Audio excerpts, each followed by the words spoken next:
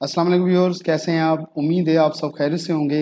आज हम समझेंगे motion of mass attach to a spring.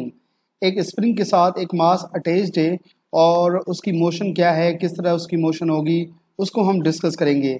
ये जो टॉपिक है practical simple harmonic motion system का फर्स्ट एग्जाम्पल है। सेकेंड एग्जाम्पल सिंपल पेंडुलम है, वो हम पहले डिस्कस कर चुके हैं और वो प्ले लिस्ट के अंदर मौजूद भी है।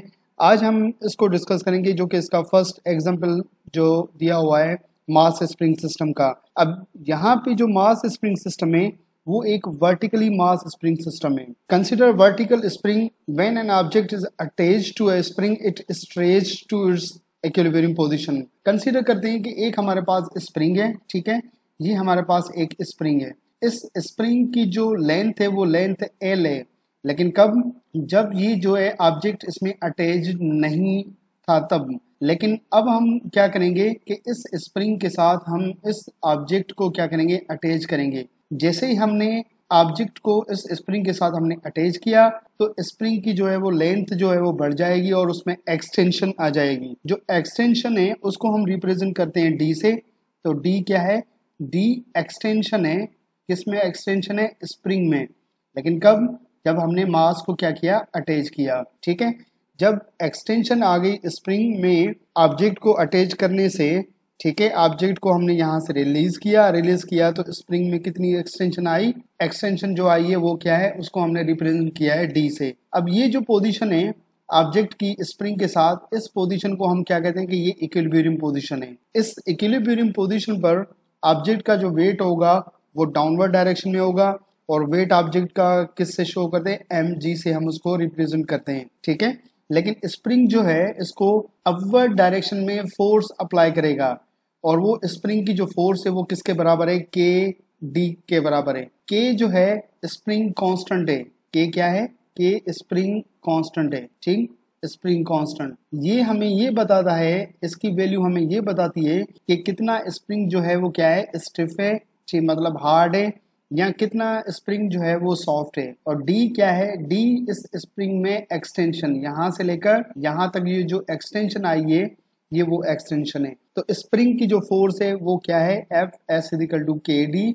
और इस अगेंस्ट में जो बॉडी का जो वेट होगा वो वेट किसके बराबर है? एम जी के। एट इक्विलिब्रियम पोजीशन पर जो नेट फोर्स होगी वो किसके बराबर होगी? नेट फोर्स का मतलब है टोटल फोर्स। टोटल फोर्स किसके बराबर होगी? एफ एस माइनस किसके बराबर है? वेट के। क्योंकि स्प्रिंग की फोर्स अपवर्ड डायरेक्शन में और ऑब्जेक्ट का वेट डाउनवर्ड डायरेक्शन में। तो एफ एस को मैंने पॉजिटिव रखा और वेट को जो है वो मैंने क्या रखा है? नेगेटिव रखा है। तो एफ एस माइनस वेट बराबर किसके हुआ? नेट फोर्स के। अब चूंकि ये इक्विलिब्रियम पोजीशन पर है, किसी भी किस्म की कोई मोशन नहीं है, तो टोटल फोर्सेस मतलब दोनों फोर्सेस का जमा किसके बराबर होगा? जीरो के बराबर होगा, क्योंकि दो फोर्स इक्वल और अपोजिट है एक दूसरे के और किसी भी किस्म की कोई यहाँ पे मोशन नहीं है। तो नेट फोर्स जीरो के बराबर है।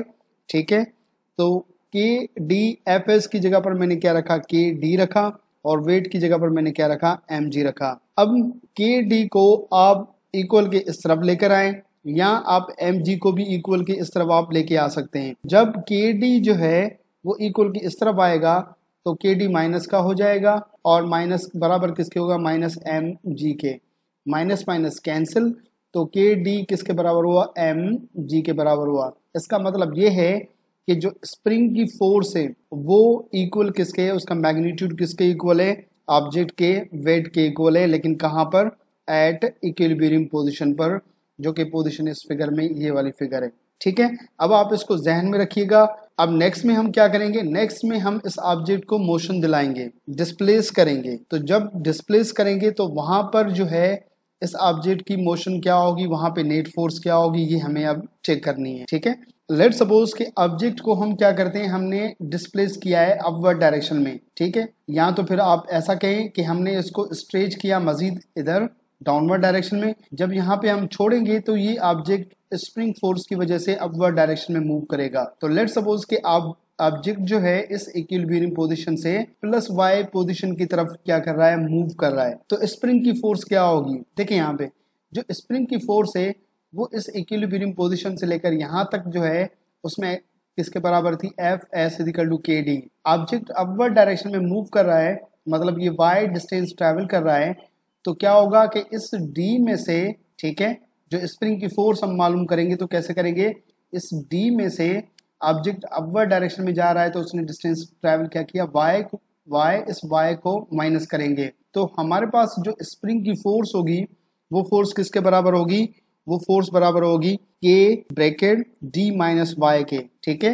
वंस अगेन मैं इसको रिपीट करता हूँ, देखें ये इक्विलिब्रियम पोजीशन है, यहाँ से लेकर ऑब्जेक्ट जब यहाँ तक मौजूद है तो इसमें एक्सटेंशन थी d। अब ऑब्जेक्ट इस इक्विलिब्रियम पोजीशन से पॉजिटिव y की तरफ जा रहा है, तो ये y डिस्टेंस इस d में से, लेट्स सपोज इस पोजीशन पर हम फोर्स फाइंड करें तो कैसे करेंगे कि इस पूरे d में से इस y को क्या कर देंगे, हम माइनस कर देंगे, तो स्प्रिंग की जो फोर्स होगी वो किसके बराबर होगी, k bracket star d minus Y के बराबर होगी।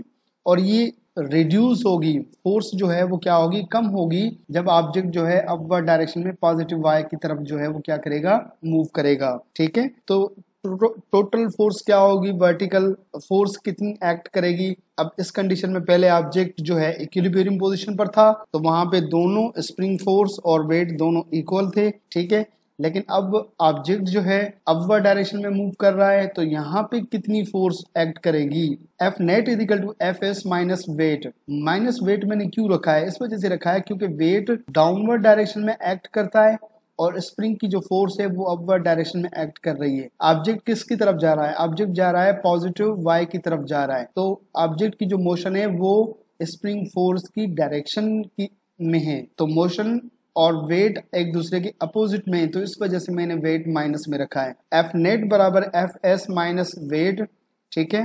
एफ नेट किसके बराबर होगा, एफ एस स्प्रिंग की फोर्स किसके बराबर है, K bracket star D minus Y के, और ये माइनस का वेट। अब देखें कि इस के को आप क्या करें, मल्टीप्लाई करें इस ब्रैकेट के साथ, तो के डी के साथ मल्टीप्लाई होगा, के जब इस वाई के साथ मल्टीप्लाई होगा तो माइनस के वाई, ठीक है। वेट जो है वो किसके बराबर है, वेट बराबर है किसके, के डी के, स्प्रिंग फोर्स के, उसका मैग्नीट्यूड उसके बराबर है, तो एम जी की जगह पर मैंने के डी रखा और के डी को हमने यहाँ पे क्या किया, कैंसिल कर दिया, तो बाकी हमारे पास कौन सा टर्म बचेगा, माइनस के वाई। तो एफ नेट फोर्स जो है वो किसके बराबर हो जाएगी, माइनस के वाई के बराबर हो जाएगी। के कांस्टेंट है, मैंने पहले बताया कि के क्या है, के जो है वो स्प्रिंग कांस्टेंट है, और स्प्रिंग कांस्टेंट हमें क्या बताता है, हमें ये बताता है कि कितना स्प्रिंग सॉफ्ट है या कितना स्प्रिंग जो है वो हार्ड है।